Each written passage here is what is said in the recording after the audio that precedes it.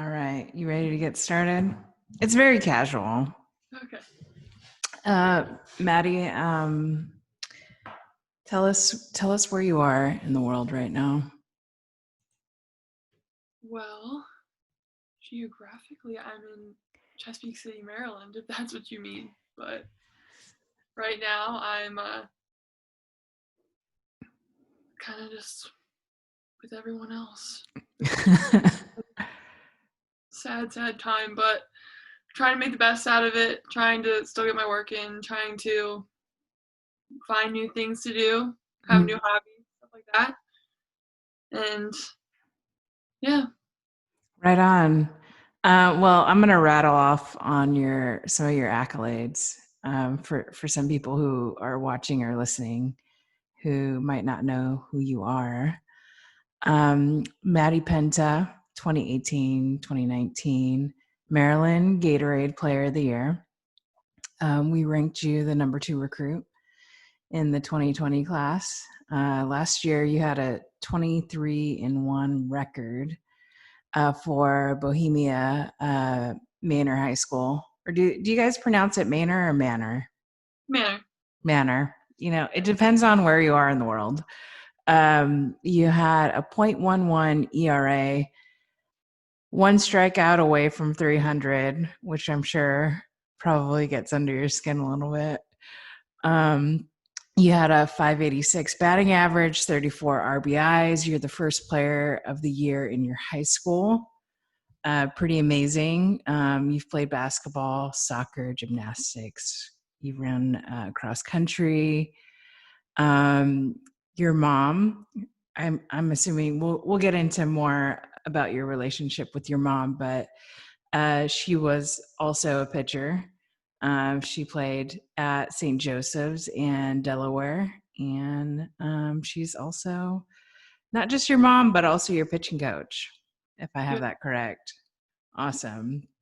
And before you committed to Auburn, you visited 16 schools. Yeah. Whoa. I know we can get into the doom and gloom of like the state that we're in right now, but I definitely want this conversation to be one of not just hope, but of visions for the future. And tell me a little bit about some of the goals and expectations you have of yourself once you get to Auburn. Well, my goals and expectations are, of course, to give 110% to everything I do, every facet of everything I do there, school, softball, relationships, team chemistry, stuff like that. And just to see the field my freshman year and really be a star if I can. Mm-hmm. And I will do everything in my power to do that. So just to keep working hard, to keep getting better, and to never stop, and to really make myself known. Nice. And you're going in with a very, very talented 2020 recruiting class for Auburn. Mm-hmm. I would dare to say it's going to be a game changer for them as a program.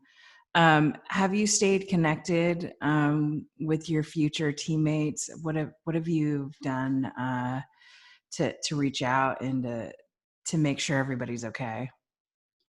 Well, we've been in contact a lot. Coach Dean does a really good job of having us.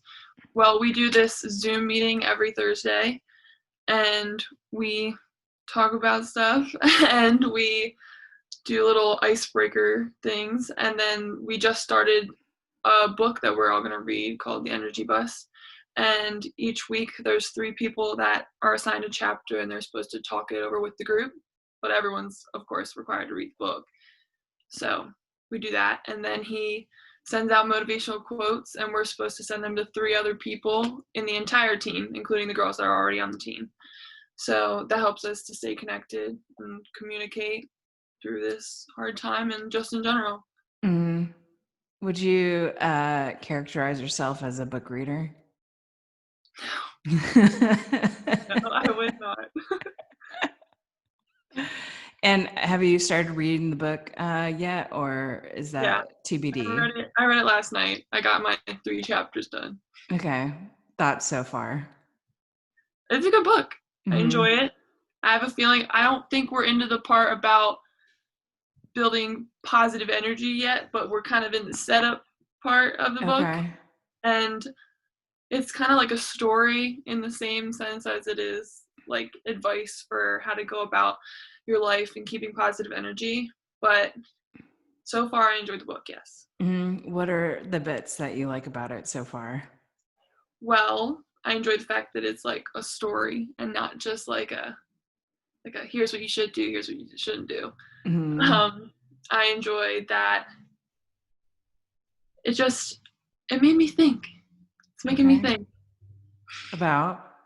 about my life, crazy stuff. I don't know. It's making me think about how to bring positive energy to every aspect of my life and keeping that because I've dealt with that. You know, sometimes negative energy can ruin a team atmosphere and team vibe, but I think that I've done well with keeping a positive attitude in softball. It's just a matter of I need to carry it better into the other aspects of my life. So, Mm. Yeah, yeah, and well, you've dealt with a struggle and a setback in your softball career. I believe it was like a couple summers ago. You were out with a fracture. What was it like to go through that? I'm sure in the beginning it's you know something's wrong, but mhm. you don't know what it is, and because I'm just making an assumption, you are tough. You do push through things, but what was a turning point when you know, like, okay, this is serious, and I probably need to bring this up to my parents and my coach? Well, like you said, that can sometimes be my downfall, not admitting when something's wrong. But so that summer it had been escalating until like the last tournament. And then in that last tournament, I just remember it's the whole story.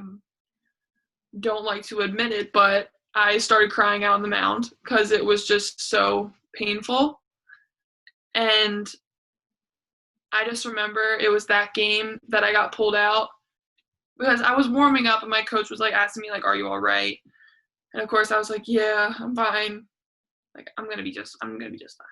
And then I went out there in the first inning. That happened, and I got through the inning, but not not too happily. Yeah, it was painful. And then after that, I was like, okay, I don't know if I can do this anymore. So that's when I got checked out, and they were like, "Yeah, your arm's probably broken." I'm like, "Oh, okay, that's cool." So nonchalant. And then what happened? Well, I was heartbroken because I mean, I made it all the way till the I think it was there was 8 teams left in JO Cup. I think that's what it is. Yeah. Yeah. So we were in the second to last day. If we won 3 more games, we would have been in the championship game.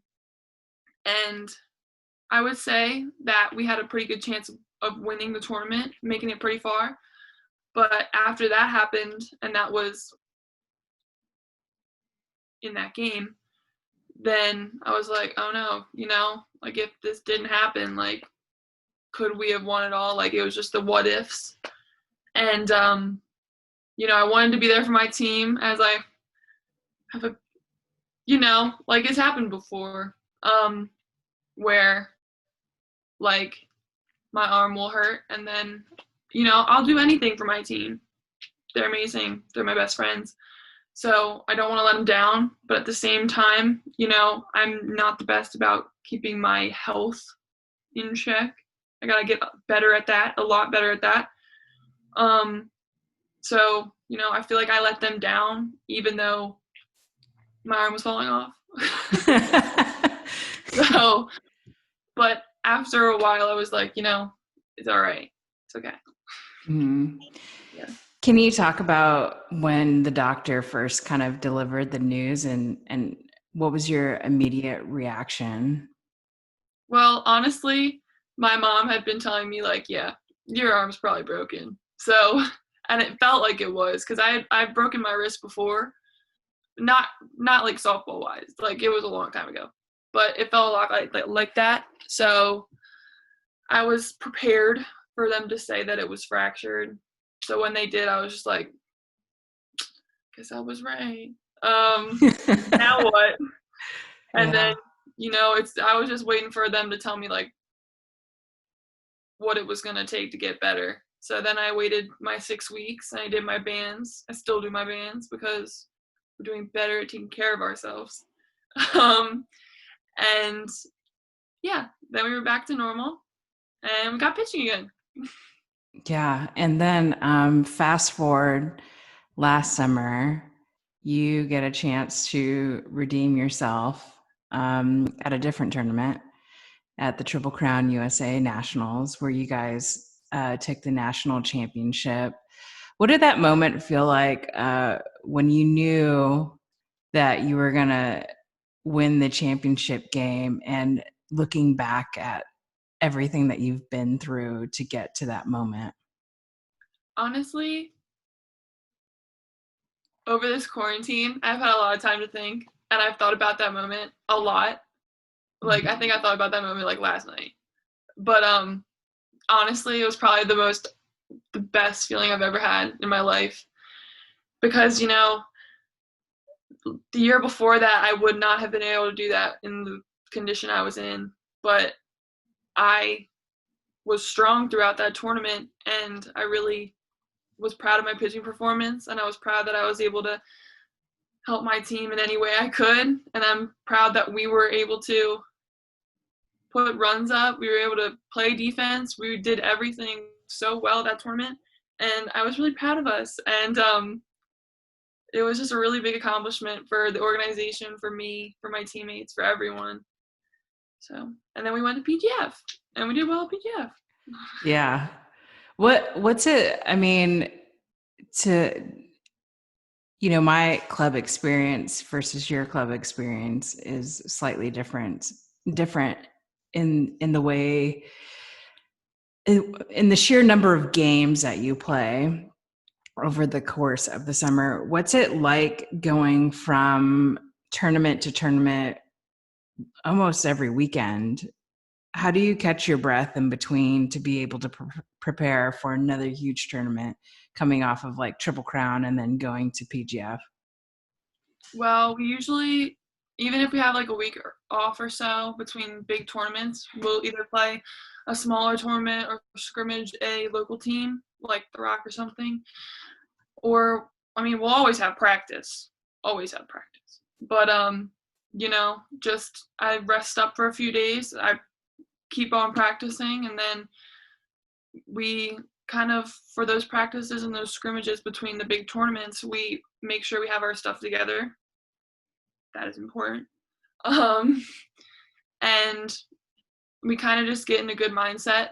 We make sure that if we had a bad tournament before we go into the next one, that we brush it off and we get in a positive mindset. And if we had a good one, we make sure we don't get too ahead of ourselves, but we keep that positive energy going into the next tournament. Just make sure that we're ready and that we're confident in our skills. Nice. Coming off that injury and then last summer was super successful for you and the team. What have you learned about training in terms of you're preparing and then you're playing and then there's like a recovery period, and then have you kind of figured out the right cadence or structure for how you train?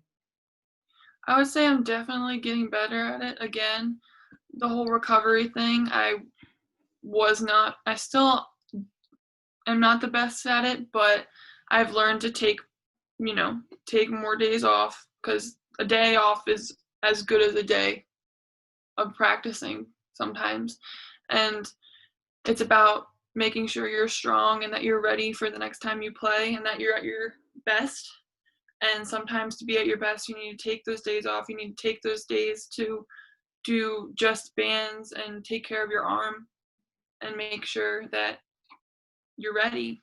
And I would say that the practicing part of it and the working out part and the running part, I've got that pretty lined up, but the recovery part I'm still working on. But I've definitely gotten better since the arm break. Yeah. And does your mom or your parents kind of help remind you of that? And and talk a little bit more about your relationship with your mom. Well, my mom is my pitching coach, and majority of the time, if I throw 4 or 5 times a week, she's at least catching me 3 times a week. So she's my catcher too, if you want to count that. But yeah, so she's taught me everything I know, and I'm so grateful for her. I would not be where I am today without her, and she is a blessing. It's crazy. But so it's hard to find a balance at first years ago between mom and pitching coach, but I think we've done it, now that we've kind of we know I would say it's what makes the other person mad. That's the only way to put it. That's the only way to put it. She knows what makes me mad. I know what makes her mad. Try to avoid it, but sometimes, I'm going to be completely honest.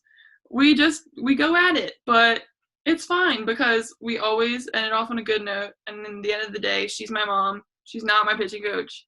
Yeah. And we make up and it's all happy again. But but I think that's how it is. Yeah, right. And that I would say that's our relationship, but I think about it as, at the end of the day, look at how far you've come, and you wouldn't be anywhere that you would be without her. Yeah, So that's how I feel about my dad. He was my coach. I mean, all the way through college too. And I'm sure your mom's going to be the same, they just know you so well. And that can get under your skin sometimes. that's definitely it. Earlier you talked about routines. Have you established any new routines while you've been in quarantine? I know that can be a struggle sometimes because we're limited, obviously. But can you talk about any of those? I wouldn't say that my pitching routine has changed any, or like my recovery routine, like me doing bands stuff. But with not having access to a gym and having those heavier weights, I do have a gym in my basement, but we don't have very heavy weights, so I try to make the most out of that.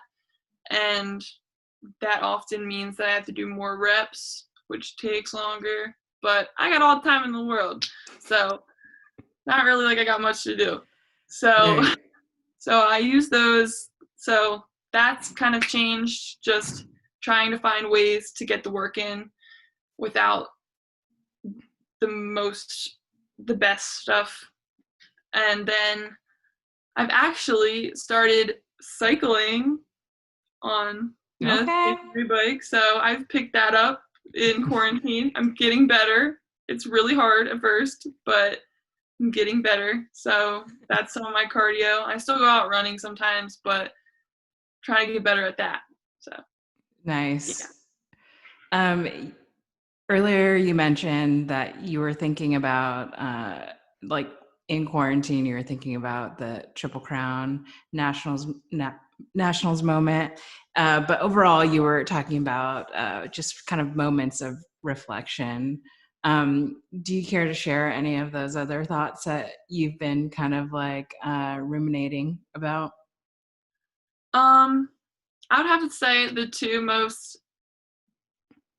the ones I've thought about the most in this quarantine have been the Triple Crown moment when we won that.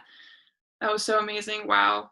I still think back on it and I can't get over it. And then, carrying that energy into PGF and my memories from PGF, because we did carry that energy into PGF and we had a really good run and probably farther than we've ever made it.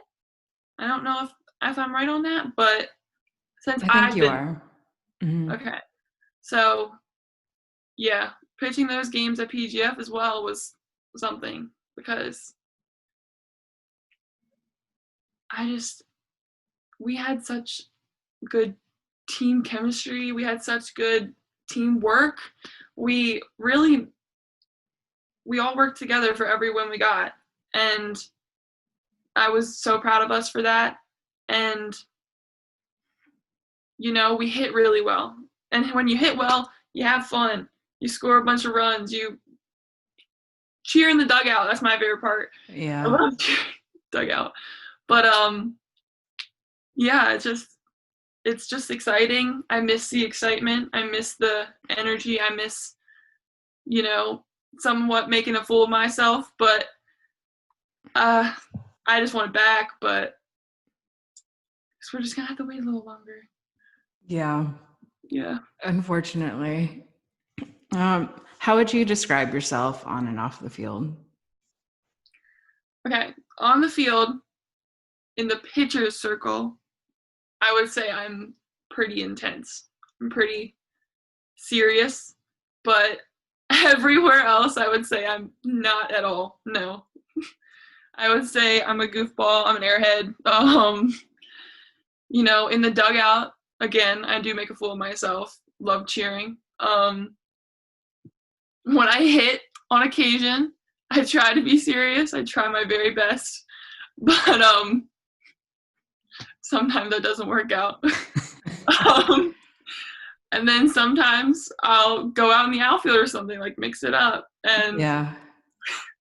The fact that I'm out there in the first place makes me laugh, but I try my best. Mm-hmm. But in the pitcher circle, I am all business. But everywhere else, I'm a cool gal, I guess. Don't you feel like you kind of need to be that way? It would be like such a heavy weight to carry around that seriousness and intenseness, like everywhere, like you would be a very scary person to be around. Like if you were that, like just put yourself in different contexts. And is that even possible? And that's scary. My friend from my high school has told me that I'm very, being 6'2" or whatever. He's like, you're very intimidating. It doesn't make it better when you are in the circle on the mound because, I've got serious face on. But, I would describe myself as a gentle giant. And he's like, your personality doesn't really match what you do on pitching, but we have multiple sides to us. So. Yeah, and it's like good. I don't need you to be who you expect me to be. Yeah. Well, we know that you're a singer.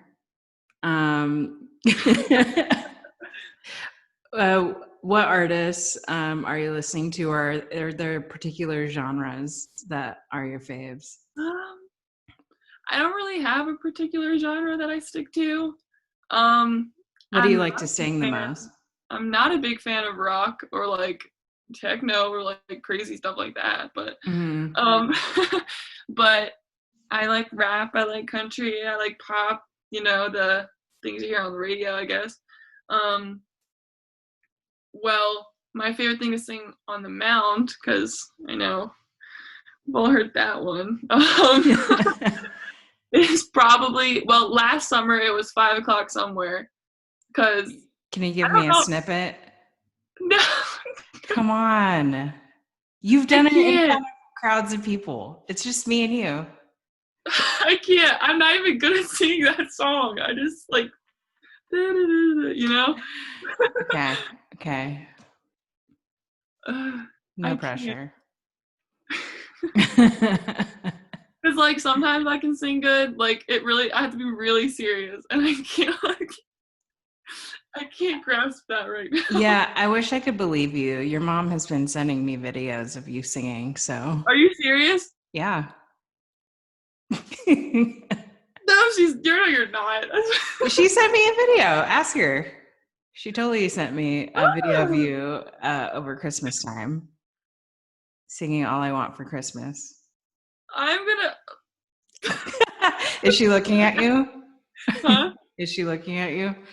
No, she's not even here. But Oh, yeah, she totally sent it to me. You sounded great. I don't think that one was that good. But Yeah. okay, Do you I mean, obviously you're a perfectionist. a little bit, yeah. Do you get nervous singing, or is that I don't know, I'm just asking. I Cuz would say that I have a bad habit of like I like start singing good, and then as soon as people start noticing, I like start singing bad, like on purpose, just to like because I don't want them to like hear me actually trying to sing good. But Mhm. I would say that my teammates and my family has heard enough of me like actually trying to sing, like in the car and stuff. So I mean, I would say, I mean, I don't like to listen to myself sing. I don't think anybody likes to listen to themselves. Look, I think if you feel the need to sing, you just sing your little heart out, and Yes. who cares?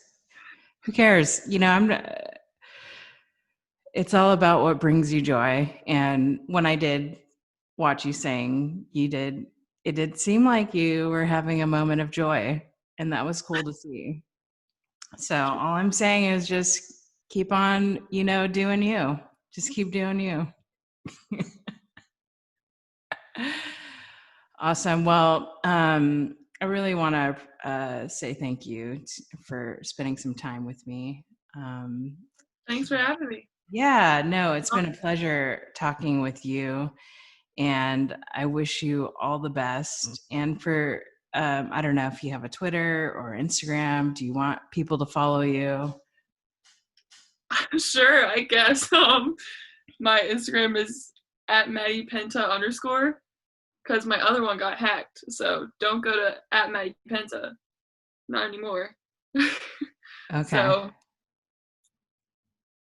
there's my shout out. Okay. All right. Well, thank you, Maddie. Enjoy the rest of your day. Thank you. You too. Okay. Bye. Bye.